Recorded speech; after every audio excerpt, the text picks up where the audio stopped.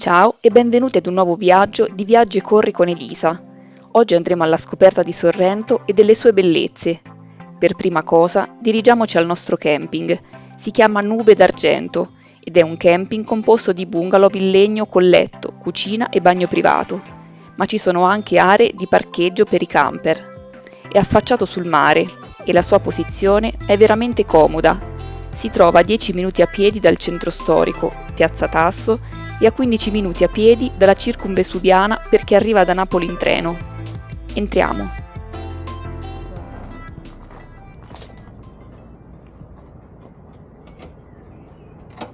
Villa Filomena. Accendi la luce, mo?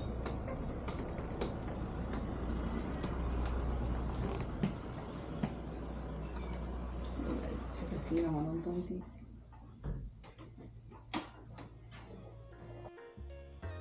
La piazza principale di Sorrento è Piazza Tasso, intitolata all'omonimo scrittore della Gerusalemme liberata, Torquato Tasso, che nacque a Sorrento l'11 marzo 1544.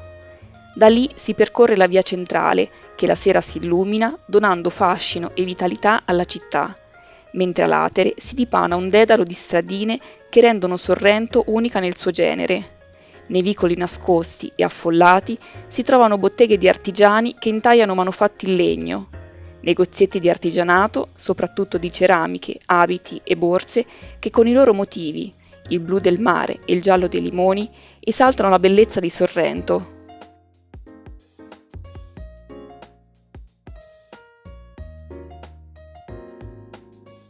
Non solo, lungo le vie si trovano banchi ricchi di frutta per poter gustare succhi e granite fresche.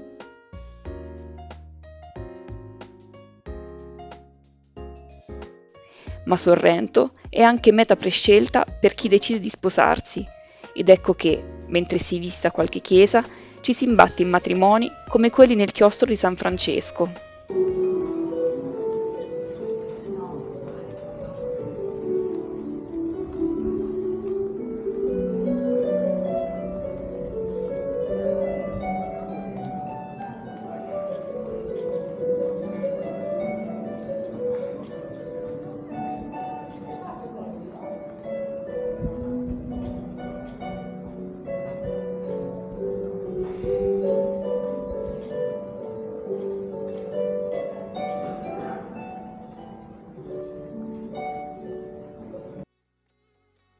Raggiungiamo ora il porto conosciuto anche come Marina Piccola. Ci sono vari modi per arrivarci, in autobus, in taxi, ma noi preferiamo andare a piedi scendendo la scala che parte da Piazza Tasso e arriva a via Luigi De Maio. Lo scenario che si apre ai nostri occhi è incredibile. Da una parte si erge alto e sontuoso il centro di Sorrento, con i suoi alberghi e palazzi storici, dall'altra il mare da cui si può ammirare il Vesuvio.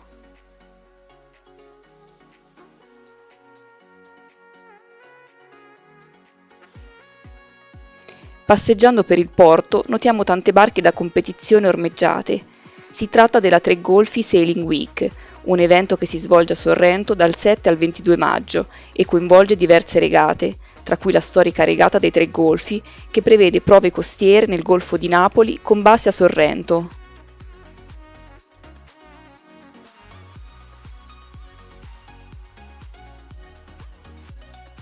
Risaliamo le scale e ci fermiamo in un punto panoramico ad ammirare il porto dall'alto.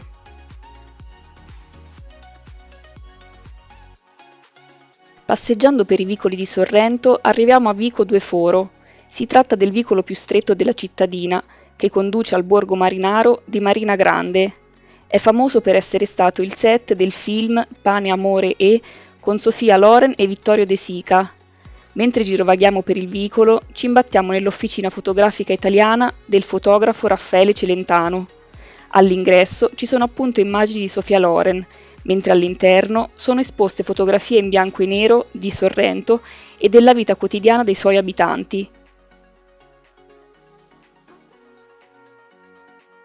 Ma anche oggetti risalenti agli anni 70, come la pompa di distribuzione della Shell e un Alfa Romeo rosso fiammeggiante.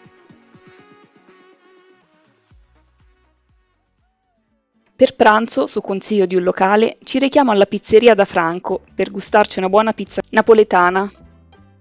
Si trova leggermente fuori dal centro storico, l'atmosfera è informale, i tavoli sono in legno, ci sono prosciutti appesi al soffitto e l'aria che si respira è puramente internazionale, anche il prezzo è onesto.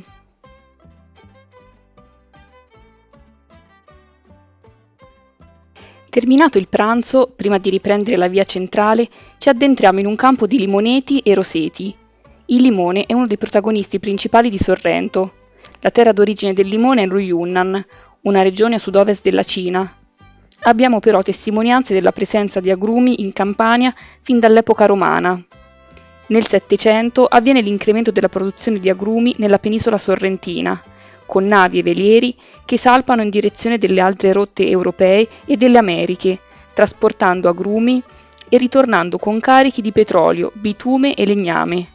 Dopo l'unificazione d'Italia, grazie all'abbattimento delle barriere doganali e allo sviluppo delle reti di comunicazione, sono favoriti gli scambi commerciali con i mercati esteri, mentre negli anni 50 del Novecento, a causa degli alti costi e della crisi del mercato, scompare il commercio delle arance, mentre rimane, in misura minore, quello dei limoni.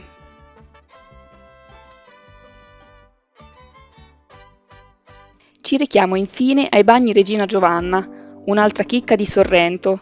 Si tratta di una caletta ai piedi del promontorio, dove scogliere e massi sono bagnati dall'acqua cristallina. Si chiama così perché sembra che la regina Giovanna d'Angiò, sovrana di Napoli, fosse solito frequentare la costiera sorrentina e in particolare questo luogo. Per arrivarci occorre passare da via Traversa Punta Capo e dopo questa un sentiero. Mentre camminiamo abbiamo il piacere di vedere la nave Amerigo Vespucci, la nave più antica della Marina Militare, impegnata nel tour mondiale 2023-2025. Ci fermiamo ad ammirare il veliero e poi riprendiamo il cammino verso i bagni Regina Margherita.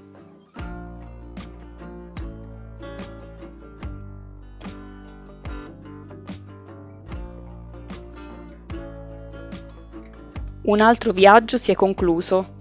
Grazie e a presto!